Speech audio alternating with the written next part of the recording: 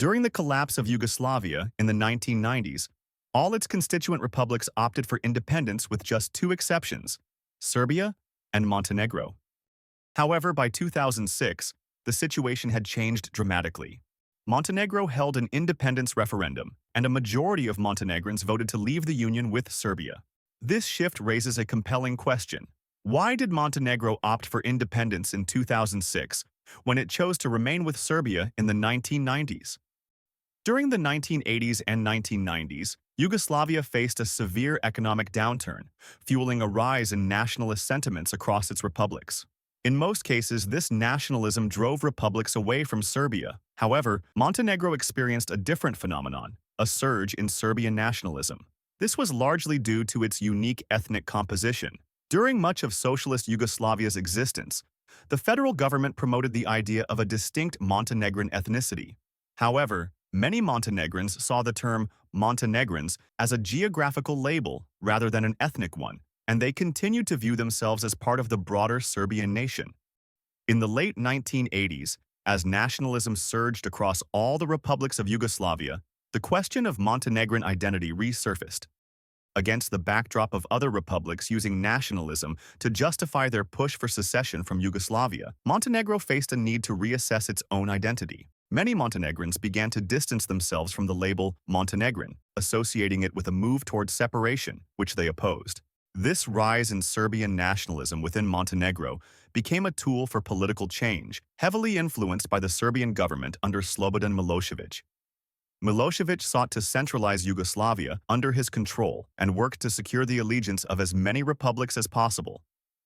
By supporting the so-called anti-bureaucratic revolution in Montenegro, he helped overthrow the existing republican government. This maneuver enabled Milošević to install his ally, Momir Bulatović, as the leader of Montenegro, aligning the republic closely with Serbia's nationalist agenda.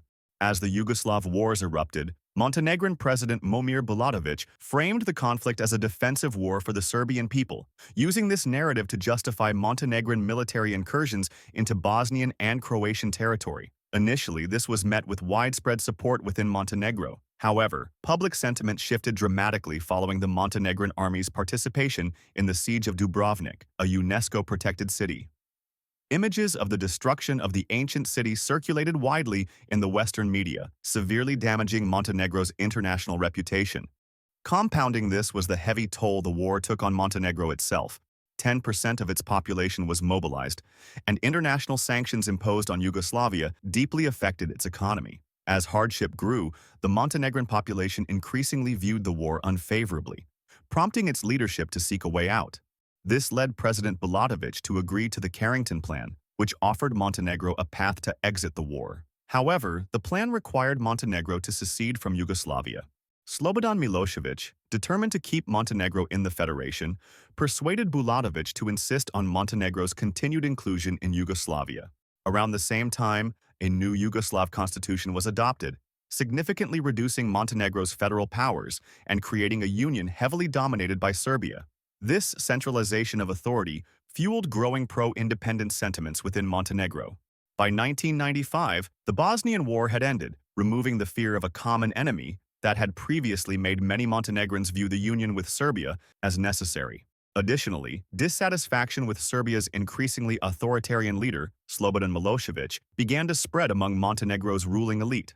In 1996, following controversial elections in Serbia, widespread protests broke out against Milošević. These protests caused a rift within Montenegro's leadership, splitting it into two factions, one supporting the protests and the other remaining loyal to Milošević. This division culminated in the 1997 Montenegrin presidential election, where the historically pro-Milošević president Momir Bulatović was defeated by Milo Đukanović, an outspoken critic of Milošević.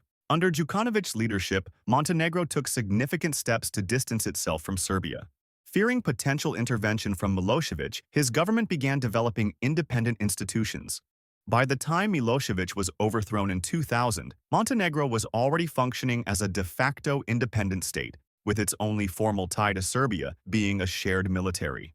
By this time, separatist sentiments in Montenegro had grown even stronger, fueled in part by the NATO bombing campaign during the Kosovo crisis. Some Montenegrins felt their republic was once again being dragged into war due to Serbia's actions, further straining the Union. In an effort to stabilize the Union, a new constitution was adopted, renaming Yugoslavia as Serbia and Montenegro. This reorganization granted Montenegro significantly greater autonomy, including the crucial right to secede via referendum.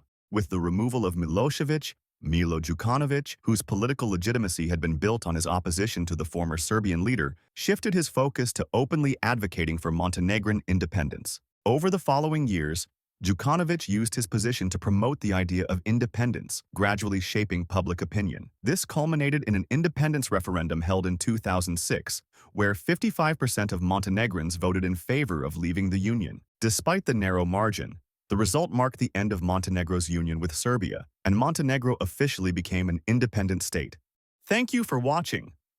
And a big thank you to my supporter on Patreon, Rostislav, 1917.